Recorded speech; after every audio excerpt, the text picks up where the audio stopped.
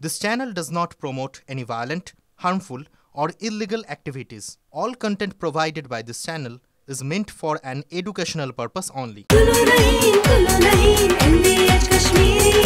আরে কম দে কিন্তু খাঁটি দে MDH কাশ্মীরি লাল লঙ্কার গুঁড়ো। আর এই মুহূর্তে আপনাদের জানিয়ে রাখতে চাইবো আবারও তেহরানের কাছে ইসরায়েলি যুদ্ধ বিমান গুলি করে নামালো Iran. Israeli fighter jet F-35 কে তেহরান থেকে কয়েক কিলোমিটার দূরে নামানোর দাবি। ইরানি সেনার এয়ার ডিফেন্স সিস্টেম ভারামিন শহরে গুলি করে বিমানটি নামিয়েছে। এই মুহূর্তে আমাদের সঙ্গে রয়েছেন কর্নেল দীপ্তাংশু চৌধুরী। কর্নেল, সরাসরি যে প্রশ্নটা রাখবো, এই মুহূর্তে দাঁড়িয়ে দুটো দেশের কাছে এয়ার ডিফেন্স সিস্টেম খুব মারাত্মক একটা জায়গায় রয়েছে, কারণ তাদের প্রত্যেককে নিজেদেরকে সেফ রাখতে হবে। কোথাও গিয়ে আয়রন ডোমের কাছে এই যে ভারামিন এয়ার ডিফেন্স সিস্টেম, ভারামিন কি অনেক এগিয়ে যাচ্ছে? দেখুন, আয়রন ডোম সিস্টেম নিয়ে যে গর্বের কথা ইসরায়েল পুরো বিশ্বকে শোনায়।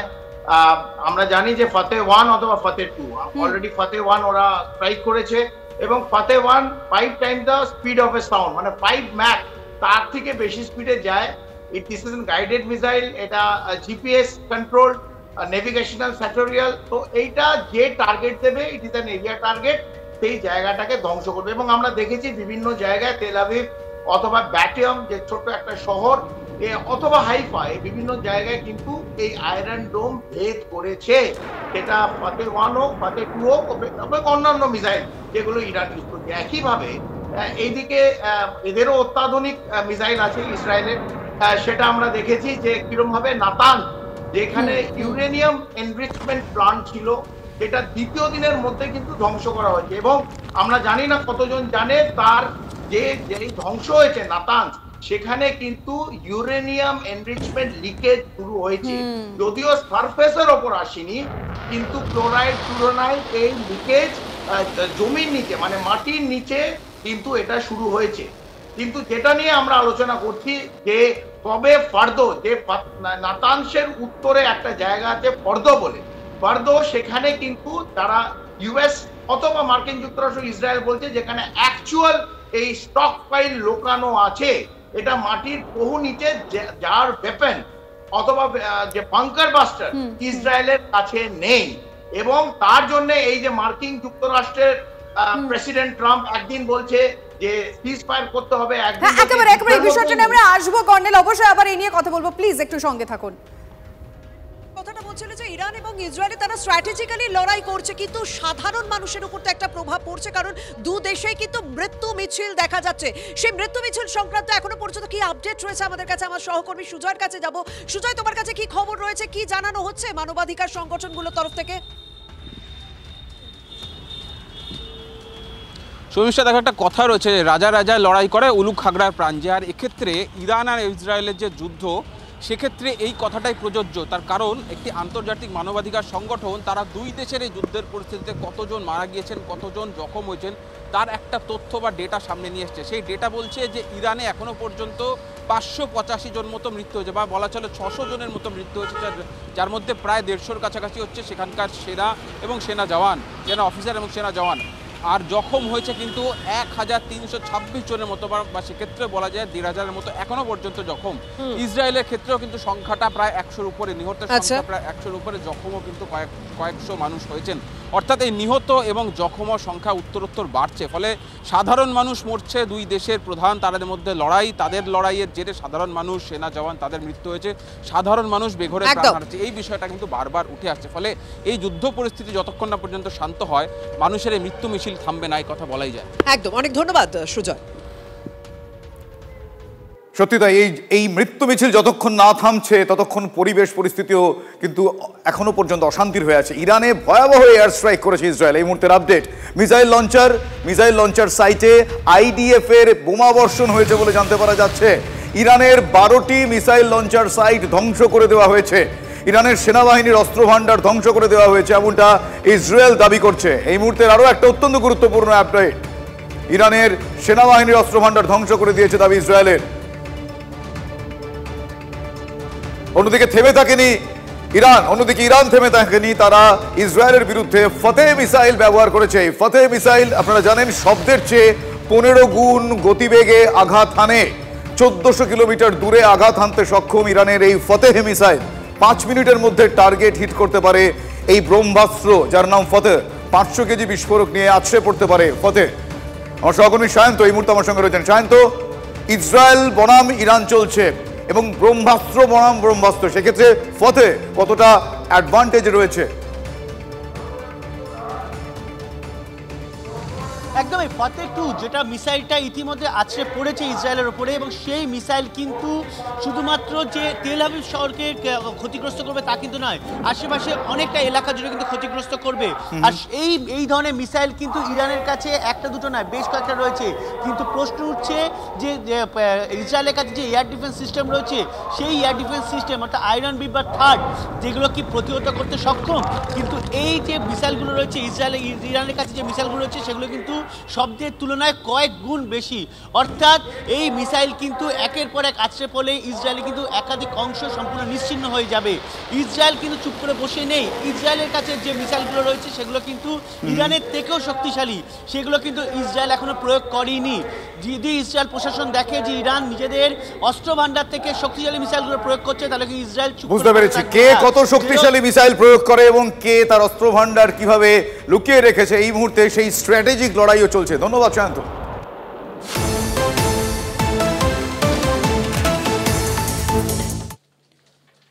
আর ইরানের যে সব থেকে সুরক্ষিত পরমাণু ঘাঁটি রয়েছে ফর্ডো পরমাণু ঘাঁটি, সেই ফর্ডো পরমাণু ঘাঁটি এবার ধ্বংস করতে পারে মার্কিন বাংকার বাস্টার বোমা। কেন এই কথা বলছি তার কারণ ইতিমধ্যে এই যে 260 ফুট গভীরে যে পরমাণু ঘাঁটি রয়েছে সেটা এখনো পর্যন্ত কিন্তু আনটাচ রয়েছে, কিন্তু শুধুমাত্র নির্দেশ বা সময়ের অপেক্ষা এই বাংকার বাস্টার বোমা যে কোনো মাটির অত্যন্ত গভীরে গিয়ে যে লক্ষ্য, সেই লক্ষ্যে একদম নির্ভুল টার্গেটে কিন্তু আঘাত আনতে পারে।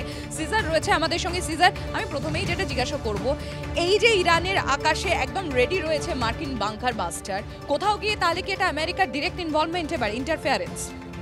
দেখো, আমেরিকার ডিরেক্ট ইনভলভমেন্ট তো কোথাও গতকাল রাতেই খুব স্পষ্ট হয়ে গিয়েছে, যেখানে মার্কিন প্রেসিডেন্ট সরাসরি বলছেন ইরানের আকাশ আমাদের নিয়ন্ত্রণে রয়েছে।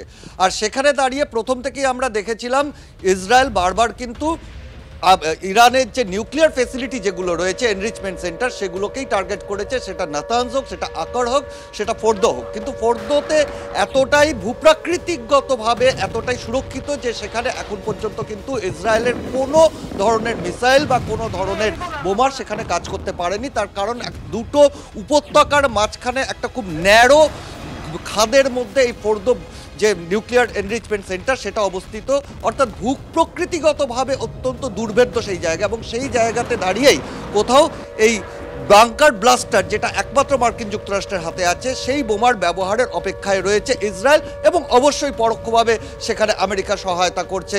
এবং সেই জায়গায় দাঁড়িয়ে ফোর্দো আদৌ তারা ভেদ করতে পারে কিনা সেটা এই মুহূর্তে দেখার, এবং সেটা হলে এটা স্পষ্ট হয়ে যাবে সরাসরি কিন্তু আমেরিকা এই যুদ্ধে জড়িয়ে পড়বে।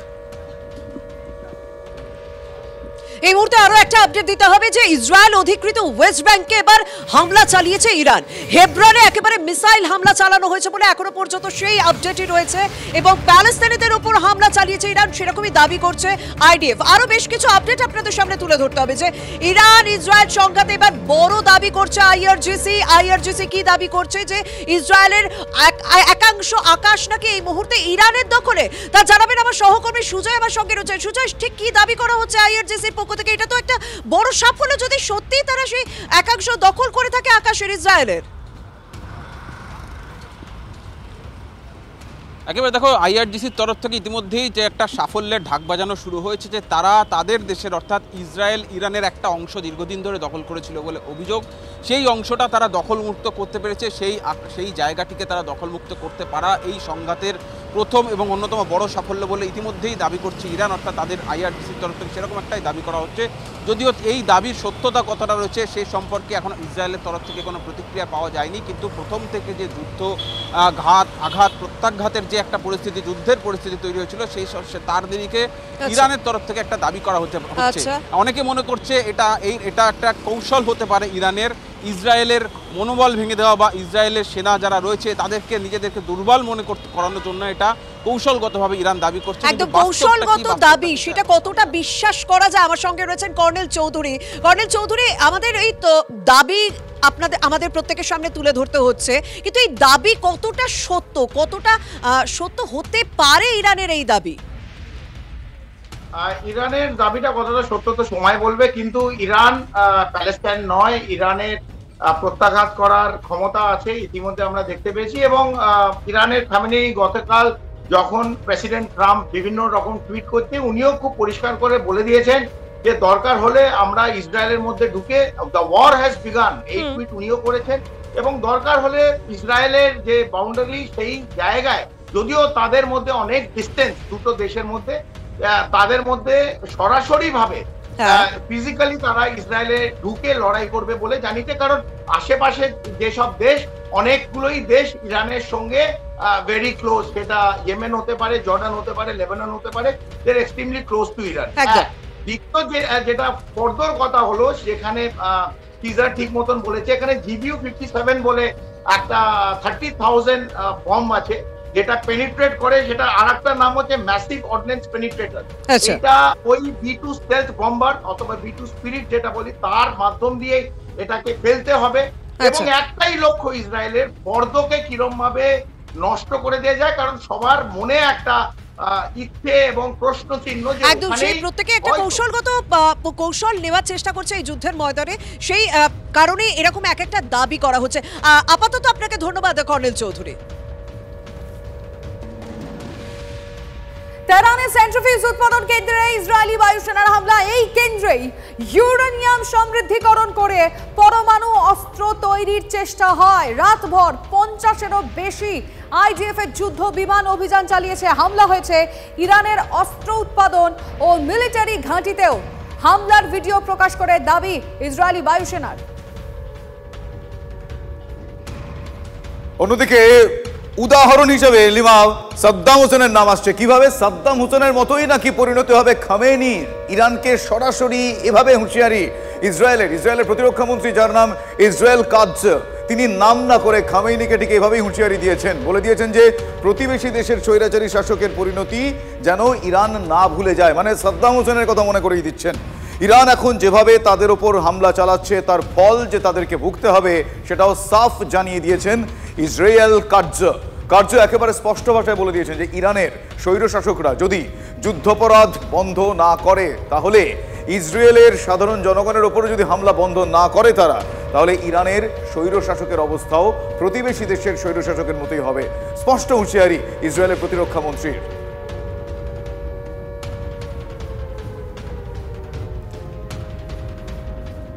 ইসরায়েলে ফের হামলা চালালো ইরান। তেল আভিভে আছড়ে পড়লো একের পর এক মিসাইল। বাজতে শুরু করেছে এয়ার সাইরেন। অ্যাক্টিভ করা হয়েছে এয়ার ডিফেন্স সিস্টেম। সাধারণ মানুষকে বম্ব শেল্টারে আশ্রয় নিতে নির্দেশ দিয়েছে প্রশাসন। এই মুহূর্তে আরো একটা খবর দিয়ে রাখি, ইরানকে বাঁচাতেই খামেনিকে বদলানোর বার্তা ইসরায়েলের প্রধানমন্ত্রীর। শাসক বদলাতে ইরানের সাধারণ মানুষকে আহ্বান নেতানিয়াহুর। জান জিন্দেগি আজাদি ইরানের স্লোগানকে সমর্থন নেতানিয়াহুর। ইরানি সাংবাদিককে দেওয়া সাক্ষাৎকারে মন্তব্য করেছেন নেতানিয়াহু।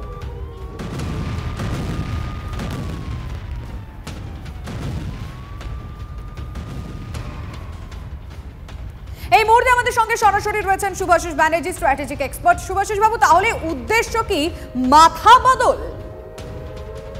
অফকোর্স সেটাই হচ্ছে পলিটিক্যাল একমাত্র ভ্যান্ডেটা, যেটাকে অকুপাই করার চেষ্টা করছে আমেরিকা অ্যান্ড ইসরায়েলকে পার্টনার নিয়ে। এবং সব থেকে বড় জিনিস যেটা আমার ধারণা, সেটা হচ্ছে তেলের দখল।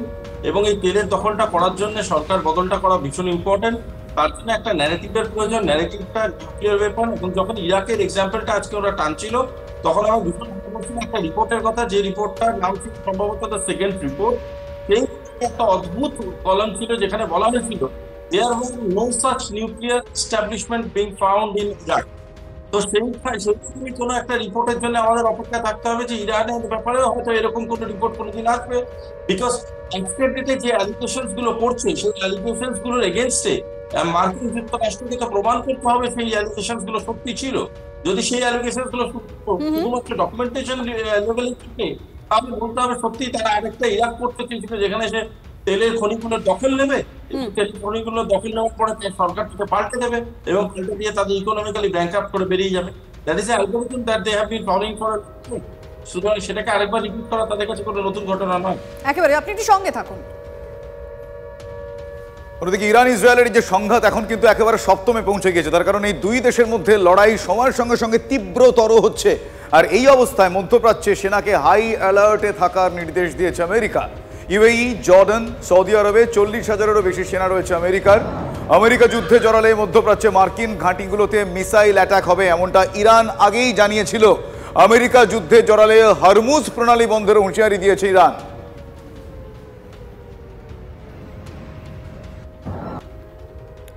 এই মুহূর্তে আমার সঙ্গে রয়েছেন আন্তর্জাতিক সম্পর্ক বিশেষজ্ঞ অনিক চট্টোপাধ্যায়। অনিকবাবু, আপনার কাছে আমার প্রশ্ন, এই যে আমেরিকার ভূমিকা এই মুহূর্তে আমি যদি দেখি, একদিকে যেরকম ইরান, অন্যদিকে ইসরায়েল এবং আমেরিকা, মাঝখানে ফ্যাক্টরটা কি অনলি তেল নাকি অন্য কিছু? না, তেল তো আছেই, তেল তো একটা বড় ফ্যাক্টর। এছাড়াও যেটা আমি যুদ্ধের শুরুতেই বলেছিলাম যে দুটো দেশই কিন্তু চাইছে, ইরান এবং ইসরায়েল, যে এখন যে রুলিং এলিট আছে ওখানে, এখন যে সরকার আছে তাকে কিন্তু বদলে দিতে। অর্থাৎ ইরান চাইবে নেতানিয়াহুকে বদলে দিতে এবং অলরেডি ইসরায়েল বলেছে যে খামেনিকে তারা সরিয়ে দিতে চায়।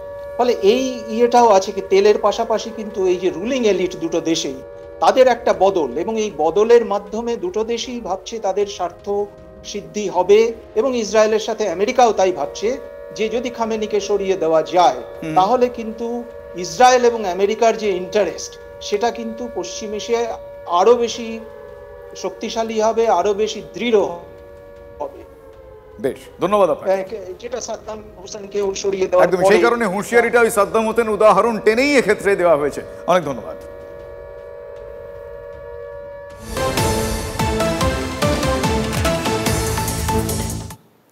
ইরান, ইসরায়েল, ইউক্রেন, রাশিয়া যুদ্ধ নিয়ে মোদি ট্রাম্প কথা, দ্রুত শান্তি ফেরাতে উভয় পক্ষের আলোচনায় বসা প্রয়োজন, মার্কিন প্রেসিডেন্টকে জানিয়েছেন প্রধানমন্ত্রী। राष्ट्रपति ट्रंप और प्रधानमंत्री मोदी ने इजराइल ईरान के बीच चल रहे संघर्ष पर भी चर्चा की। रूस यूक्रेन कॉन्फ्लिक्ट पर दोनों ने सहमति जताई कि जल्द से जल्द शांति के लिए दोनों पक्षों में सीधी बातचीत आवश्यक है और इसके लिए प्रयास करते रहना चाहिए। इंडो पैसिफिक क्षेत्र के संबंध में दोनों नेताओं ने अपने परिप्रेक्ष्य साझा किए और इस क्षेत्र में क्वाड की अहम भूमिका के प्रति समर्थन जताया। বাহ, এবার হয়েছে স্বাদ। হ্যাঁ, অপূর্ব স্বাদ। এমডিএচ এর চাঙ্কি চাট মশলা, জীবনে আসল স্বাদ জাগলো। আসল মশলা, এমডিএচ।